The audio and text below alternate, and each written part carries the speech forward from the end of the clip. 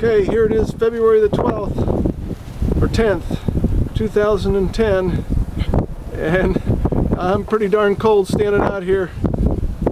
It's getting a little after 5 now. The visibility's improved. You can actually see our neighbor's house. But you can also see the drifts that are as high as the 4-foot fence. And the posts stick up another foot above that.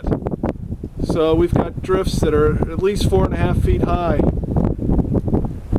It is a tough, raw day.